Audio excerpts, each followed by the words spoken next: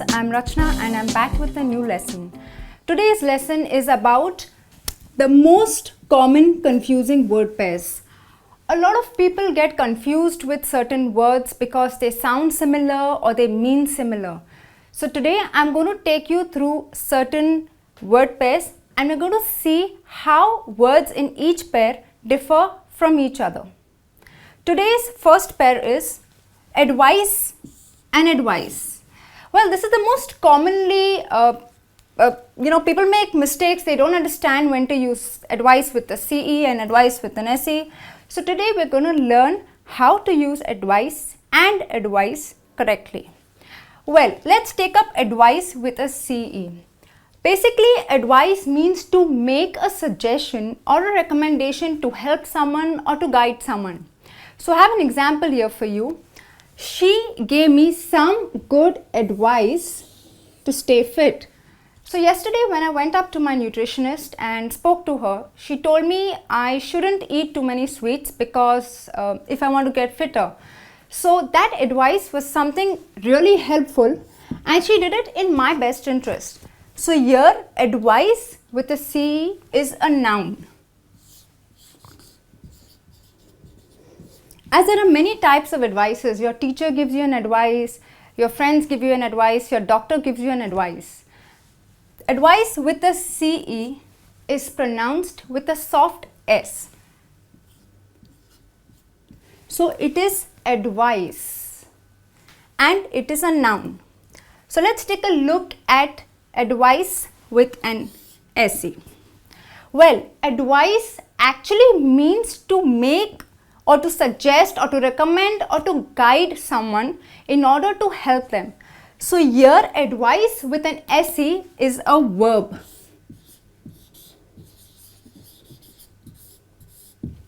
As you know, every verb has three forms: the present, the past and the past participle. So advice is the present form, advised is the past form, and advised is the past participle. Let's take a look at the example. The teacher advised the students to study hard. So she actually recommended or suggested them to study hard. Here the advice with an SE has the Z sound. So we say advise. So friends, advice with an CE is a noun and advise with an SE is a verb. Now let's take a look at the second pair, effect and effect. Effect actually means the result or the influence of something. Basically, it is an outcome or a consequence of something that you do. I have an example here for you. Turning up the volume had no effect on the sleepy students. That means even after turning up the volume, it did not affect or there was no outcome or consequences on the sleepy students. The word effect has the sound of a small I. So you say effect and it is a noun. Anything that we do may have a good effect or a bad effect. That means it has a consequence or a result or an outcome. So now let's look at effect. Effect is actually to influence or produce an effect or to impact something. Here effect is a verb and has its three forms like this: affect in the present, affected in the past, and affected the past participle. So let's take a look at the example. This medicine might affect your driving. So here the medicine that you take actually has an impact on your driving and you feel drowsy. So here affect is a verb. Affect is pronounced using a small sound called a. So it is affect. This is effect which is a noun, and affect is affect, which is a verb. Now we are going to take a look at the third word pair, accept and accept. Well, accept means to receive something willingly or to approve of something or someone. Like you accept a new job offer, you may accept a drink given to you at a party. So let's take a look at the example. He accepted the invitation and was looking forward to the party. That means he actually received the invitation and was looking forward to the party. Here, accept is a verb and has its three forms: accept, the present; accepted, the past; and accepted, the past participle. Now, how do we pronounce ACCEPT? Accept. It takes the AE sound as in accept. So I hope this is clear to you now. Let's take a look at accept. Accept means exclusion, like keeping something aside, leaving something alone, or besides something. It's an exception that you make. So it means exclusion. For example, I like all the vegetables except cabbage, which means I eat all the vegetables besides cabbage or barring cabbage. Here, except is a preposition. Well, last week I had a tiff with my friend Kelly and I no longer talk to her. So I talk to all my friends except Kelly. She is an exception. Besides her, I talk to all my other friends. Here, the word accept is pronounced with an E.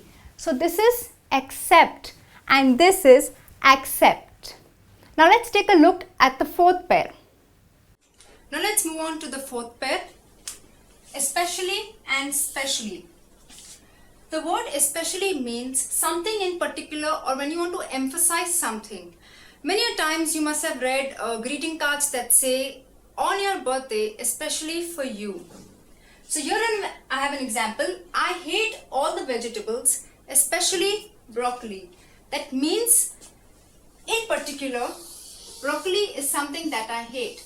So, especially broccoli. To emphasize that I dislike broccoli more than other vegetables, I use the word especially. The word especially is an adverb. And it has a soft E sound when you pronounce it like this. Especially. Moving on to specially means something in a special way. So she treats her friends specially. That means she treats all her friends in a special way. Specially is also an adverb and does not have the small E sound. So we say specially. Friends, I'd just like to tell you something. The word especially is more commonly used than specially. Now I have the next pair for you, immigrate and emigrate. Let's take a look at what immigrate means. Immigrate basically means to move to another country. So you leave your current country and move to a new place. For example, he immigrated to Canada last year. So it means he left his place and moved to Canada or to a new place. The word immigrate is a verb as it shows the action of moving to a new place, and it has three forms: immigrate in the present, immigrated in the past, and immigrated the past participle. Now let's understand how the word emigrate is different from immigrate. First of all, emigrate has a small E sound like this and immigrate has a small I sound. So you have immigrate, you have emigrate. Emigrate means to move from one country. So that means you leave your country and you move from your current place. For example, they emigrated from Brazil in 2012. So they moved from Brazil in 2012. As the word emigrate also shows the action of moving from your current place, it is a verb. And its three forms are emigrate in the present, emigrated in the past, and emigrated in the past participle.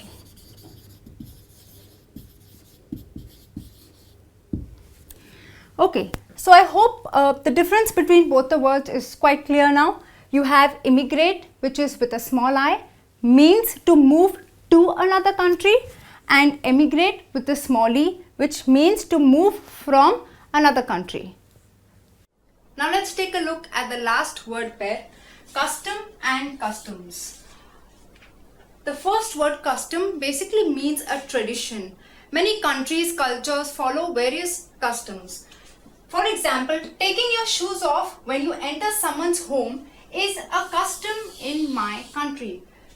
So, custom is a noun. The word custom is singular, that means one tradition, and the plural form is customs. So when you follow multiple traditions, you say many customs. Now let's take a look at the word customs. Customs here basically means a place where you show your passport or you declare your goods at the airport. So I get very nervous when I go through the customs. Customs here is a noun, but it is always singular. So customs is a singular noun.